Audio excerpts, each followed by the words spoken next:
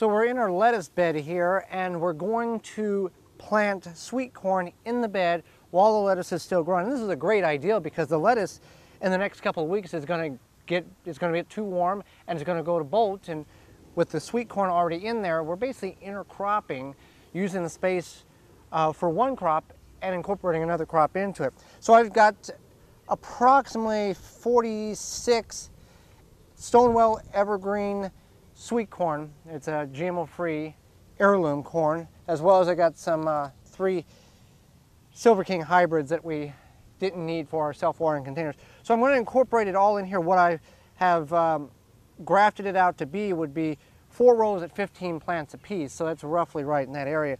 So I'm going to figure out how to plant around this lettuce to where the lettuce can still grow and the corn will grow as well, so we can get the maximum amount of space used for both crops. Now, corn is a very heavy feeder, and over the last 3 or 4 weeks, we've been getting a 5-gallon bucket of coffee grounds from a local coffee shop, and I've been incorporating it not only just in this bed, but other portions of the garden, but heavier in this bed because corn is a heavy, heavy feeder of nitrogen. So I'm going to start figuring out how to space this and get all of these 50+ plants in this bed alone. Okay, so I'm getting the bed, I've got about half done. Now these have been in the container for about 2 weeks now, and you can see that they're starting to what is termed root bound. They're starting to wrap their roots around.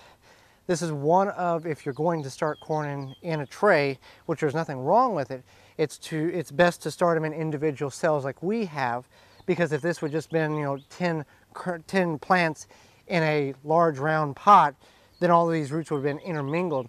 And corn has very, very tender roots, so you don't want to disturb them too much. But because it's getting circle bound or root bound, you can kind of find the end and just simply take and 2 or 3 little strands there, and that's it.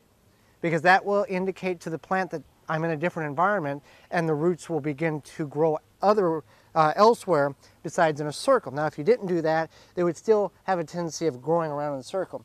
So I'm spacing these about 8-ish inches apart, putting them in the ground, smashing, compressing the soil around them, and they're really, they're about 8 inches.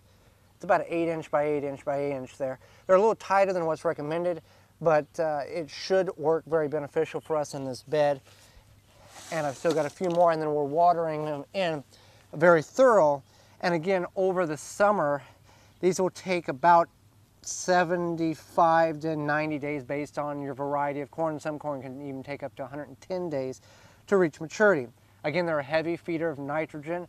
A good dose of Moo tea every couple of weeks would not be a bad thing for this, and that's what we're going to use to enhance the chances of getting a good sweet corn, non-GMO heirloom variety harvest come later this summer. For more information, please visit thewiveggardener.com.